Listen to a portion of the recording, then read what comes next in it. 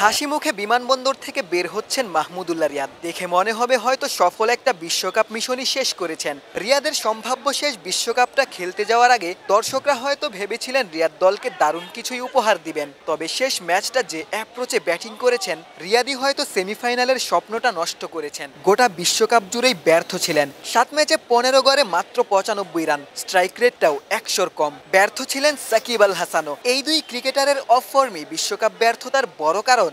আসলে হ্যাঁ, এই দুইজন সিনিয়র খেলোয়াড়ের অফ ফর্ম আমাদের দলে, তারা অফ ফর্মে না থাকে অবশ্যই আমাদের ইফেক্ট পড়েছে, কিন্তু মাঠের বাইরে ইফেক্ট পড়ে না, কারণ মাঠের বাইরে তারা সবসময় গুড টিম ম্যান।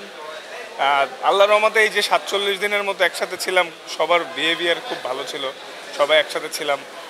এই অফ দ্য ফিল্ডে সব তো ঠিকই ছিল, কিন্তু আসলে টিমের ওয়ান অফ দ্য কি প্লেয়াররা অফ ফর্মে থাকলে ওই টিমের প্রবলেম হওয়াটাই স্বাভাবিক। বাট আশা করছি সামনে দ্রুত এগুলো সব কাটিয়ে উঠে সামনে ভালো কিছু করবে। তাসকিন যেমনটা বলছিলেন, সাকিব রিয়াদদের অফ ফর্ম দলের জন্য সমস্যার সৃষ্টি করেছে। সাকিব রিয়াদের মতো কি ক্রিকেটারদের পারফর্ম করতে না পারা দলকে ভুগিয়েছে। ক্রিকেটাররা অফ ফর্মে থাকতেই পারেন। বিরাট কোহলি যেমন গোটা বিশ্বকাপ জুড়েই ফর্মের সাথে লড়াই করছেন। তবে দর্শকরা হয়তো হতাশ হয়েছেন সাকিব রিয়াদদের ডেডিকেশনে। সেমিফাইনাল খেলার যেই সম্ভাবনা তৈরি হয়েছিল সেটার তরে খেলতে না পারাতে, সেটার চেষ্টাটা না করাতেই দর্শকরা হয়তো সব থেকে বেশি হতাশ হয়েছেন।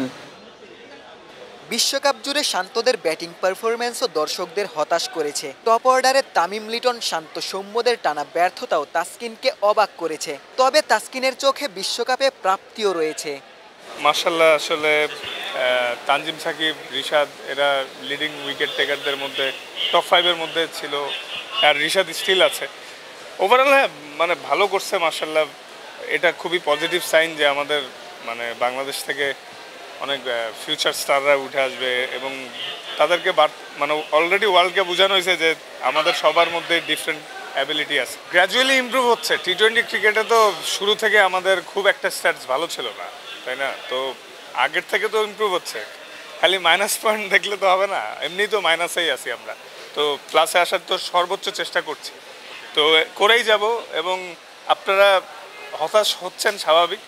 আবার আমরাও আপনাদেরকে ইনশাল্লাহ ভালো জয় উপহার দিব। বিশ্বাস রাখেন আমাদের উপরে, আমরা আমাদের সর্বোচ্চ দিয়ে চেষ্টা করছি। সাকিব রিয়াদরা যেখানে ব্যর্থ হয়েছেন, সেখানে জুনিয়র সাকিব রিশাদরা গোটা বিশ্বকেই তাক লাগিয়েছেন। টাইগারদের ভবিষ্যতের তারকা যে তারাই হবেন, বিশ্বমঞ্চে পারফর্ম করেই জানান দিয়েছেন। হজরত শাহজালাল আন্তর্জাতিক বিমানবন্দর থেকে ক্যামেরায় আমিনুল ইসলাম সুজনের সঙ্গে গোলাম সারোয়ার, ক্রিকেট 97।